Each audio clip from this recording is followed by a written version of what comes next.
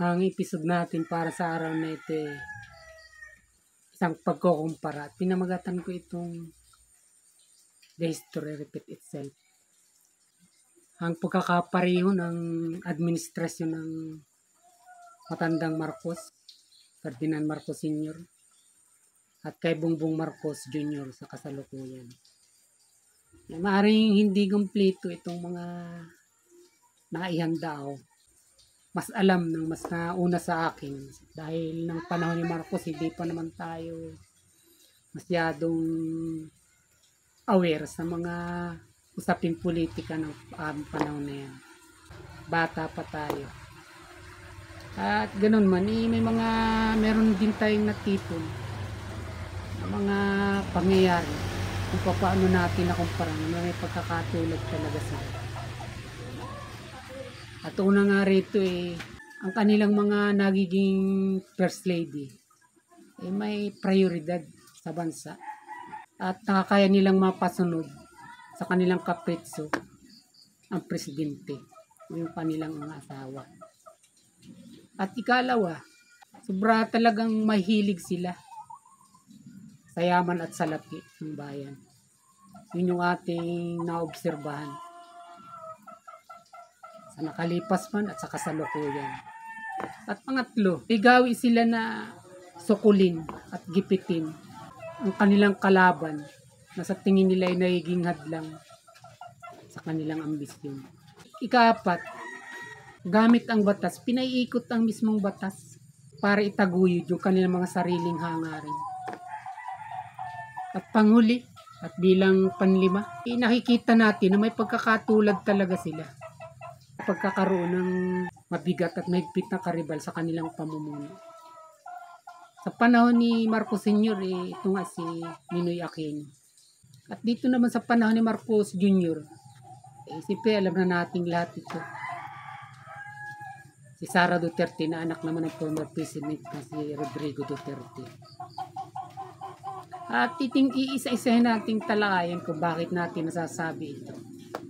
Pero siyempre bago yan isang magandang araw po sa inyo. At sa panig mong kayo ng Pinas naroroon, sumaatin ang pagpapala para sa araw na ito. Si Makatang Tambay po nagpupugay. Yung tanging puhunan lamang, yung mga logic lang ng buhay. Kung hindi ka pa nakakapag-subscribe, subscribe naman at panoorin mo kung anong mayroon sa inihanda nating episode sa araw na ito. The History Repeat Itself. Okay, thank you. At itong una, kaya natin ito nasasabi na yung mayroong prioridad sa bansa o talagang may malaking influence yung kanilang mga first lady. Itingnan natin si Madam Imelda Marcos ng panahon niya. Parang hindi kumpleto itong mga datos na babanggitin ko. Pero ito yung talagang mas lantad sa tao.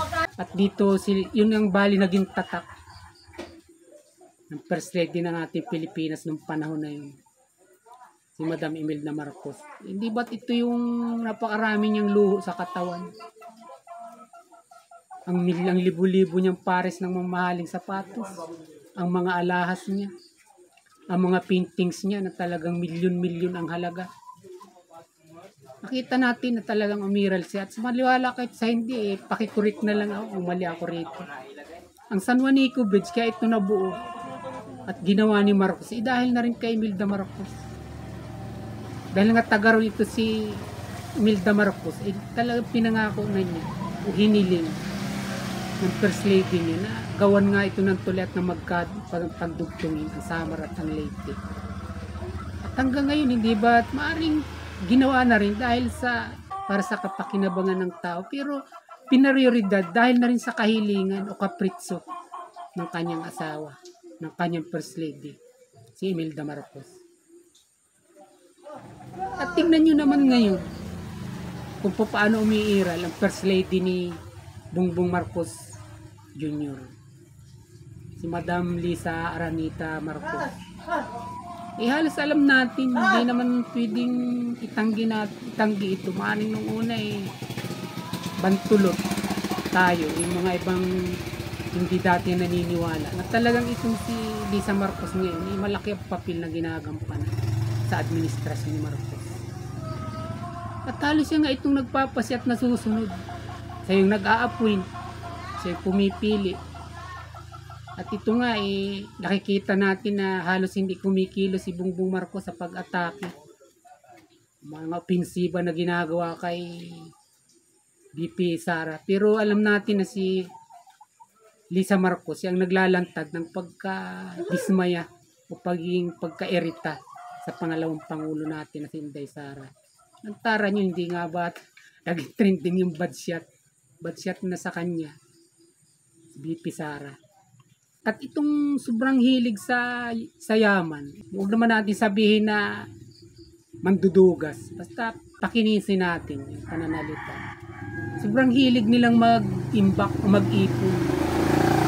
O sinupin ang yaman, hindi para sa bayan, kundi para sa kanilang sarili. Alam naman natin yung mga ill-gotten wealth, kung ilang taon na hinahabol ito ng sandigang bayan ng panahon ni Cory Aquino. Hindi maubos-ubos kung saan nagkalat yung kanilang mga bank account na milyon-milyon, bilyon-bilyon dolyar. At sa kasalukuyan, nakikita rin natin ito. At ito nga yung maikumpara natin na pag nagpapasya si Lisa Marcos o ang administrasyong ito, nakita nyo naman, yun na lang confidential fund kung gaano kalaki ang inihahanda taon-taon para sa presidente. At hindi lang yun, yung mga nababalitaan natin na napakaraming mga bilyong-bilyong salapi. Ungat binabahagi o kinukubli na para sa tao, pero alam naman natin na hindi ganoon ang buong ang pangyayari nito. At hayaan natin na yung darating na panahon ang maglantad ng talagang sitwasyong ito. Pero sa kasalukuyan, ganyan yung nakikita natin. Isipin mo lang anomalya sa PCC. Sino ang may pakana nito? Ay mismo si Lisa Aranita. Sa magitan ng kanyang ini-appoint dyan na chairman na si Robles. O hindi ba? Ganito na pagkakaparehong hilig nila sa kayamanan ng bansa o ng bayan. Ikatlo, may ugali talaga sila na magkatulad na nagagaw nilang sukulin at gipitin ang mga kalaban na tingin nila ay nagiging hadlang sa kanilang mga ambisyon. Bakit di natin ito masasabi? Nakikita natin sa ngayon. Nung panahon ni Marcos, nakita natin kung paano gipitin si Ninoy Aquino. Narong ikinulong ito. Naalala ko pa nga nung interviewin si Bongbong Marcos. Ito ng presidente siya. Sabi niya nung nag-usap sa Malacanang si Benigno Aquino, si Ninoy Aquino at yung kanyang ama, nakikinig raw siya, sabi ni Bongbong Marcos Jr. Sabi, bro, bakit naman ginawa mo sa akin yun? Dahil ikinulong nga ito, hindi ba kinakulong sa Port Santiago? Sabi raw nung kanyang ama, bro, kahit ikaw ang lumagay sa katayuan ko, ganyan din ang gagawin mo. Ang ibig sabihin, pinagpapasyahan na pagkalaban ka, pagdidesisyonan ka na iligpit o ikulong o patahimikin. At nasaksihan natin yan at hindi lang basta ikinulong. Wala talagang tapos sa kahuli-hulihang pinaglagyan sa kanya. Di ba't pinapatay nga ito? Ganyan, at ngayon nakikita natin at naniniwala tayo sa sinasabi ni Inday Sara, ni VP Sara, na talagang may banta sa kanyang buhay. Hindi ba't yung malaking hiwa niya sa liig, sinabi niya ito noon na bangamat hindi naman na-highlight, hindi mas gaanong pinagtuunan ng pansin. Pero hanggang ngayon sinasabi niya pa rin ito. Kaya nga tinatanggihan niya yung mga ipapalit ng mga bantay sa kanya ng AEP at ng PNP man niya. Dahil nga sa bantang ito sa buhay niya. Siguro hindi ito pinapaniwalaan ng iba. Pero sa darating na panahon, marahil mas madidiin pa ito at mabibigyan linaw sa ating lahat. Gano'n naman talaga tayo, di ba? Pag sa una pinagtataka na hindi natin gaano pinagtutuunan ng pansin. Pero tumatagal naliliwanagan natin, may katotohanan pala. At nung panahon nga yun, naging pamilyar na rin sa akin, hindi ba't nung si Ninoy Aquino. ibaba na sa eroplano. Yung mga escort na pulis, daming-dami. Yun ang sumalubong sa kanya, naroon pa lang sa mismong upuan ng eroplano. Mga pulis mismo. At yun, nababa pa lang siya sa hagdan, binaril na nga siya. At siguro ito yung pinapangamba ni Inday Sara, di ba? Na mismong dun sa security, dun magmumula yung threat sa buhay niya. Kaya nga, di mga personal na bodyguard na lang o security yung kanyang pipiliin at isasama. Yun yung nakikita natin comparison o pagkakapareho. At panghuli at ikalima, ay magkatulad silang mabigat na karibal, mahigpit na karibal sa kanilang pamumuno. At ito nga yung panahon ni Marcos Sr. Si Ninoy Aquino. Kung hindi talaga naging matalino si Marcos nun, tataluhin talaga siya nito at ito ang mapapalit na pangulo sa kanya. Kita naman natin kung gaano ka-influensya si Ninoy Aquino nung panahon na yun dahil na rin sa kausayan din ito. At sa ngayon naman kay Marcos Jr., si Inday Sara na anak ng ating dating Pangulong Duterte.